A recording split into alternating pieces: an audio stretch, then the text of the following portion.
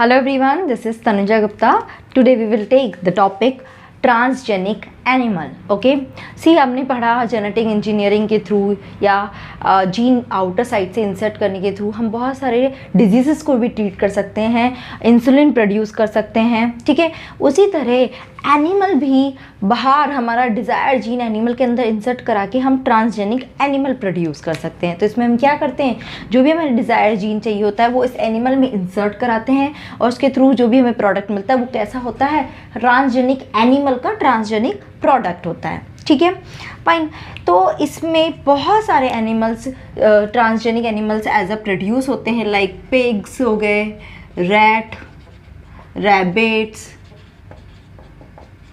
Okay, cows, fishes are also produce as a transgenic animal. ठीक है, पर mostly rat जो होते हैं वो ही 95% रैट है वो ही प्रोड्यूस किए जाते हैं. अभी हम इसकी बात करेंगे कि क्यों किए जाते हैं, इनका क्या यूज़ है. ठीक है, सबसे पहले तो अब हम बात करते हैं कि ट्रांसजेनिक एनिमल प्रोड्यूस कैसे किए जाते हैं. तो चलिए स्टेप बाय स्टेप इसके बारे में बात करते हैं.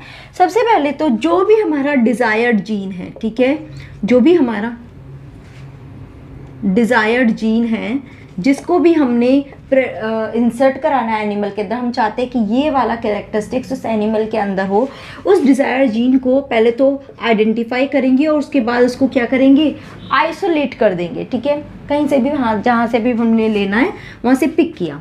आइसोलेट करने के बाद ऑब्वियसली हमें अच्छे से पता है कि वो ऐसे डायरेक्ट तो हम होस्ट के अंदर नहीं डाल सकते. क्या करेंगे, we will fuse with vector. ठीक है, उसका जो भी सूटेबल वेक्टर होगा उस वेक्टर के अंदर उसको फ्यूज़ कराएंगे. फ्यूज़ करने के बाद अब ये क्या बन गया, it is a recombinant DNA. क्या बन गया, रिकॉम्बिनेंट डीएनए. क्लियर यहाँ तक. ठीक है, अब क्या किया, इस रिकॉम्बिनेंट डीएनए से अब इसको इंसर्ट कराएंगे जो भी एनिमल का है उसके टिश्यू के अंदर.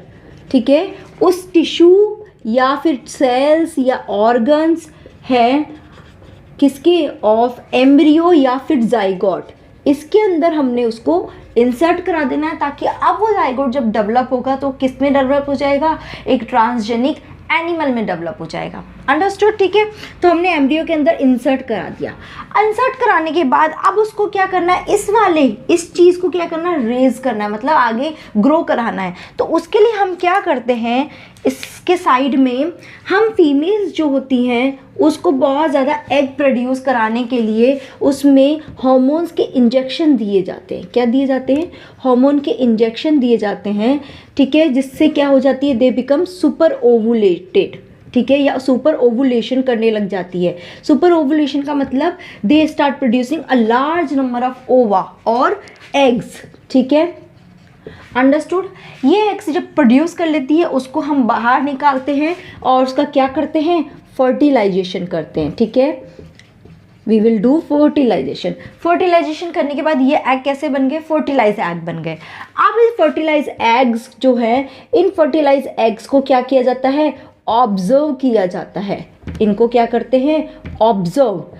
क्या करते हैं, माइक्रोस्कोप के अंदर ऑब्जर्व ये करते हैं कि जो मेल और फीमेल है, जो मेल और फीमेल न्यूक्लियाई है, प्रो न्यूक्लियाई बोलते हैं जिसको, कि मतलब फ्यूज़ होने से पहले का जो न्यूक्लिया है मेल एंड फीमेल का, वो फ्यूज़ हो चुका है या बस अभी फ्यूज़ होने वाला है, मतलब कि वो अलग अलग है या फिर क्या है, इन्होंने जाइगोट बना लिया है. ठीक है, ये ऑब्जर्व करते हैं.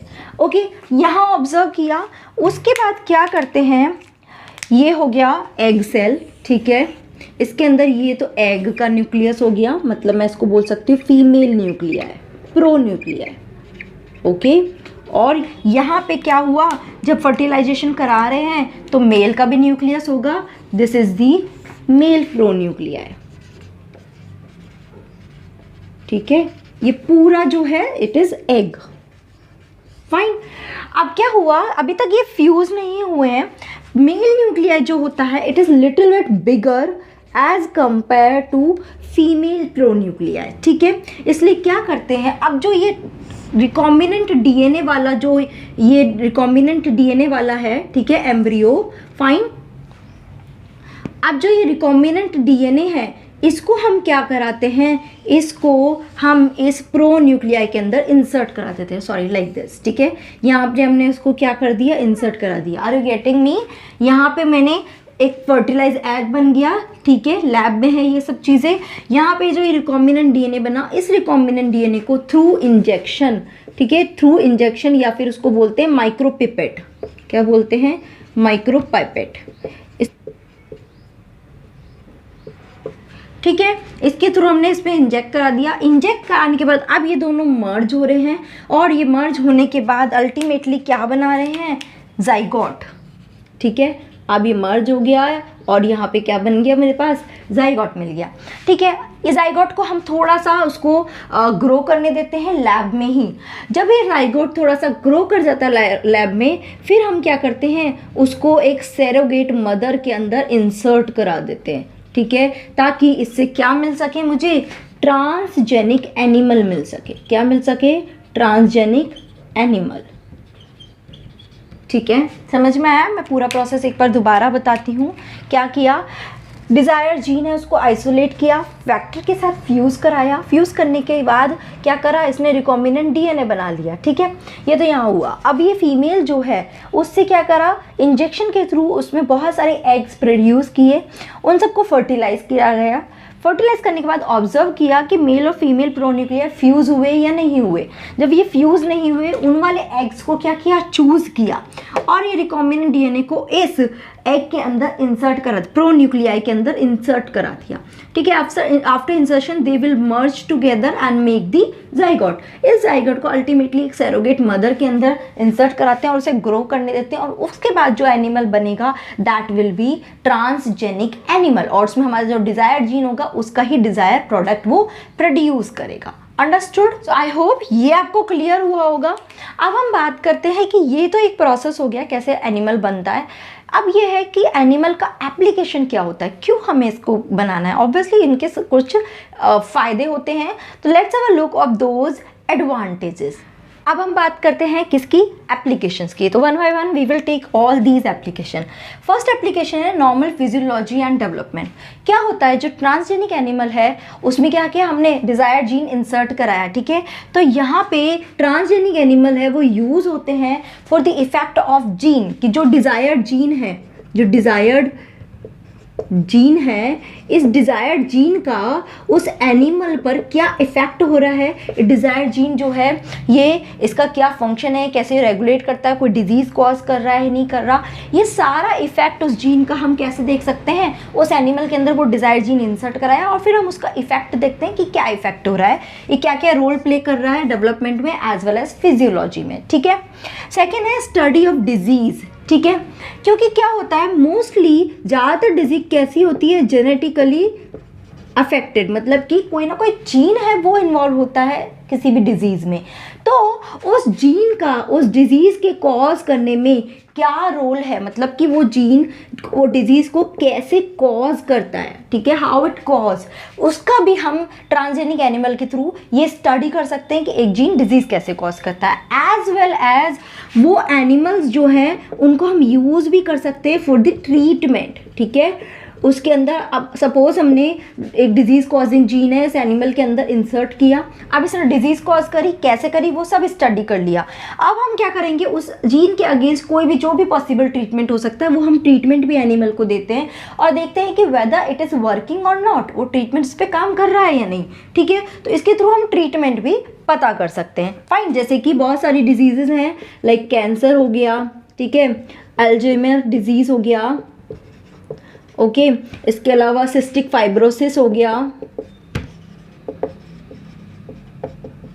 Fine, so many diseases are they are used to study through transgenic animal. Third is what, biological product. See, कुछ ऐसे प्रोडक्ट होते हैं बायोलॉजिकल प्रोडक्ट जो हमारे लिए रिक्वायर्ड होते हैं ह्यूमन बीइंग के लिए, बट क्या होते हैं वो प्रोडक्ट बहुत एक्सपेंसिव होते हैं। जब इंडस्ट्रियल लेवल पे उनको प्रोड्यूस किया जाता है तो बहुत ज़्यादा एक्सपेंसिव होते हैं। क्या होते हैं, एक्सपेंसिव होते हैं। तो क्या करते हैं, उनको उस वाले जीन को, इस बायोलॉजिकल प्रोडक्ट वाला जो जीन है इसको ट्रांसजेनिक एनिमल, क्या ट्रांसजेनिक एनिमल के अंदर इंसर्ट करा के लार्ज अमाउंट में इसको प्रोड्यूस कर लेते हैं। क्या करते हैं, लार्ज अमाउंट में प्रोड्यूस कर लेते हैं, ठीक है।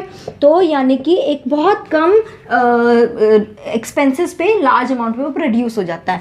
लाइक फॉर एग्जांपल जो मिल्च एनिमल होते हैं, मिल्च एनिमल यानी कि जो मिल्क प्रोड्यूस करते हैं, ठीक है। तो इन मिल्च एनिमल में क्या करते हैं, जीन को इंसर्ट कराया। अब वो जीन जनरली कहाँ से निकलता है, इनके मिल्क में मिलता है, ठीक है। जब इनका हम मिल्क निकालते हैं तो उस जीन का जो भी प्रोडक्ट है, जो बायोलॉजिकल प्रोडक्ट है, वो मिल्क में आ जाता है। वहाँ से हम उसको प्यूरिफाई कर लेते हैं, सेपरेट कर लेते हैं। इस तरह से हमें वो प्रोडक्ट मिल जाता है लार्ज अमाउंट में, ठीक है। इस तरह की प्रोसेसिंग को हम बोलते हैं मॉलिक्यूलर फार्मिंग, ठीक है, या एक दूसरा नाम भी बोलते हैं मॉलिक्यूलर हार्वेस्टिंग। ये ध्यान रखना, ठीक है। टेक्निक मॉलिक्यूलर फार्मिंग या मॉलिक्यूलर हार्वेस्टिंग कि एनिमल के अंदर इंसर्ट कराया, उसका प्रोडक्ट जो मिला, मिल्क मिला, उसमें हम उसके बायोलॉजिकल प्रोडक्ट को आइसोलेट करते हैं, ठीक है। ओके, अब नेक्स्ट देखते हैं। ओके, नेक्स्ट आता है वैक्सीन सेफ्टी। इसमें क्या करते हैं, जो भी कोई हमने वैक्सीन बनाई, ठीक है, तो ऐसा तो है नहीं कि उसको डायरेक्ट ही हम ह्यूमन बीइंग पे अप्लाई कर देंगे, नो। फर्स्ट ऑफ ऑल हमको उसको टेस्ट करना होता है। तो यहाँ पे हम वैक्सीन की टेस्टिंग किस पर करते हैं, ट्रांसजेनिक एनिमल्स पे, ठीक है। पहले हम उसको टेस्ट करते हैं इन एनिमल्स के थ्रू। अगर इसमें हमें पॉजिटिव रिजल्ट मिलता है तो हम उसको फर्दर यूज़ करते हैं ह्यूमन बीइंग के लिए। मोस्टली इसमें कौन सा एनिमल यूज़ किया जाता है, माइस, ठीक है। तो इसमें हम इस तरह से वैक्सीन का टेस्ट करते हैं। नेक्स्ट है केमिकल सेफ्टी। कई बार ये ट्रांसजेनिक एनिमल्स जो होते हैं ये टॉक्सिक इंटॉलरेंट होते हैं। क्या होते हैं, टॉक्सिक इंटॉलरेंट, या फिर बोल सकते हैं टॉक्सिक सेंसिटिव होते हैं, ठीक है। तो कुछ केमिकल्स है, अगर मुझे उनकी टॉक्सिसिटी चेक करनी है कि वो टॉक्सिक है या नहीं, तो इन एनिमल्स के थ्रू अंदर अगर हम उनको इंसर्ट करा दें तो ये एनिमल्स क्या होते हैं, बहुत सेंसिटिव होते हैं टॉक्सिक के लिए, तो बहुत जल्दी उसका रिजल्ट शो करेंगे, इफेक्ट शो करेंगे। उसके through we can able to get to know कि ये केमिकल टॉक्सिक है या नहीं है। Okay, next is wool. जैसे कि किससे मिलता है, ट्रांसजेनिक अगर शीप बनाया, ठीक है, तो इस शीप में क्या होता है, ऐसा बैक्टीरियल जीन हम इंसर्ट कराते हैं जो क्या करता है, लार्ज अमाउंट ऑफ सिस्टीन तो प्रोड्यूस करता है and it is producing a large amount of wool also, ठीक है। ओके, ऐसे ही क्या हुआ, मिल्क का, ट्रांसजेनिक काऊ या ट्रांसजेनिक कैटल्स, क्या हुआ, कैटल्स, ये भी क्या करती है, large amount of milk produce करती है जिसमें कैसीन का अमाउंट बहुत ज़्यादा होता है। क्या होता है, कैसीन का अमाउंट बहुत ज़्यादा होता है। जैसे कि फर्स्ट ट्रांसजेनिक काऊ कौन सी थी, रोजी, ये ध्यान रखना, कौन सी थी, रोजी, ठीक है। तो इनका जो मिल्क होता है, उसमें क्या प्रेजेंट होता है, अल्फा लैक्ट एल्बुमिन, ठीक है, जो क्या होता है, हेल्थ पॉइंट ऑफ व्यू से ही ज़्यादा बेटर होता है for human being as compare to normal cows milk, ठीक है। तो that is why it is use fine. Transgenic pigs, इसमें क्या करते हैं, ट्रांसजेनिक पिग्स में हम ह्यूमन का जीन इंसर्ट करा देते हैं, ठीक है। ह्यूमन जीन इंसर्ट कराने से वो क्या करेगा, ह्यूमन का ही प्रोडक्ट प्रोड्यूस करेगा, ठीक है। इसमें क्या किया, ह्यूमन जीन इंसर्ट कराने से क्या करेगा, वो ह्यूमन का ही प्रोडक्ट प्रोड्यूस करेगा, यानी कि ह्यूमन के जैसे ही इसमें भी एंटीजन्स बनते हैं, ठीक है। मतलब कि एक तरह से बोल सकते हैं कि इसके कुछ ऑर्गन्स ह्यूमन के ऑर्गन्स के सिमिलैरिटी होते हैं। तो ये कहाँ यूज़ हो सकते हैं, it can be use for organ transplantation, ठीक है। मतलब कि अगर ह्यूमन में कुछ ऑर्गन्स को ट्रांसप्लांट करना हो, तो अगर हमें human being as a donor नहीं मिलता है, we can use these transgenic pigs, उनका वो ऑर्गन निकाला एंड ह्यूमन में ट्रांसप्लांट करेंगे, क्योंकि वो बहुत जल्दी इम्यून रिएक्शन शो नहीं करेगा। Like for example for pancreas, ठीक है। इसके अलावा क्या हो गया, it can be use for heart, it can be use for kidney, ठीक है, clear. So this is how it can be used. Fine. One more thing I need to add for biological product. Example इसके क्या हो सकते हैं biological product के, like कौन कौन से product हमें बहुत large scale पे चाहिए होते हैं। One is alpha-1 antitrypsin, ठीक है।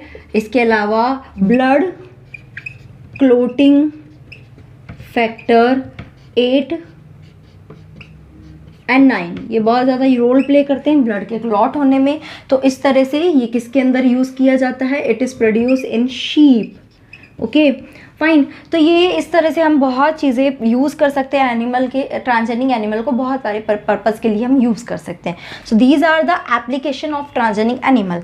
बट जैसे कि आपको पता है कोई भी टेक्नोलॉजी आती है, कोई भी नई चीज़ आती है, वो अपना प्रॉन्स भी होते हैं और उसके कॉन्स भी होते हैं, ठीक है। तो ऑब्वियसली इसके भी कुछ साइड इफेक्ट, कुछ नेगेटिव इफेक्ट होते हैं। Let's have a look of those negative effect और डिसएडवांटेज। तो अब ये सारे क्या है हमारे पास? हैजार्ड्स और disadvantage of using the transgenic animal. Let's take one by one. First of all protein. Protein मतलब क्या कि जो भी हमने जीन इंट्रोड्यूस कराया इस ट्रांसजेनिक एनिमल में, ठीक है, अब ये क्या बनाएगा? कोई प्रोटीन, कोई भी इसका जो भी प्रोडक्ट बनेगा, अल्टीमेटली इस प्रोटीन को जब हम ह्यूमन बीइंग के अंदर इंसर्ट कराते हैं तो कई बार क्या करता है, ह्यूमन बीइंग का जो इम्यून सिस्टम है वो इसको एक्सेप्ट नहीं करता, ठीक है। ये इम्यून सिस्टम जो है इसको एक्सेप्ट नहीं करता, उसके अगेंस्ट इम्यून रिस्पॉन्स जनरेट करता है और उसको किल करने की कोशिश करता है, जिसकी वजह से ये क्या हो जाता है? It is damage. अगर अब ये डैमेज जो केमिकल है या प्रोटीन है, इसको अगर बाहर नहीं निकाला गया और ये बॉडी में ही लॉन्ग टर्म तक रहा तो ये लॉन्ग टर्म इफेक्ट शो करेगा, फाइन, और एलर्जी भी कॉज कर सकता है। तो ये इसका साइड इफेक्ट हुआ, ठीक है। Next is human organ. जैसे कि अभी आपको मैंने बताया कि ट्रांसजेनिक पिग्स है, उनके ऑर्गन्स को फॉर ऑर्गन ट्रांसप्लांटेशन हम ह्यूमन में यूज़ करते हैं। बट क्या होता है कि उसमें ऑर्गन में यूज़ करने के बाद बाकी rest of the body of the pigs is just discarded. तो इट इज़ क्वाइट अनएथिकल, ठीक है। And third one is what? Human cloning. मतलब कि हमें पता है कि हम एक इंडिविजुअल का क्लोन बना सकते हैं। अगर हमने इसका क्लोन बनाया तो इससे इनफर्टिलिटी इश्यूज़ भी हम कई बार ठीक कर सकते हैं, ठीक है। इनफर्टिलिटी इश्यूज तो हमने करेक्ट कर दिया, बट क्या करेगा ये? अल्टीमेटली उसका जो फैमिली साइज है या उसका फैमिली प्लानिंग है या उसका फैमिली सिस्टम है, उसको पूरा डिस्टर्ब करके रख देगा, ठीक है। Next is recreation. मतलब कि human being is so powerful, वो क्या कर सकता है? अगर उसको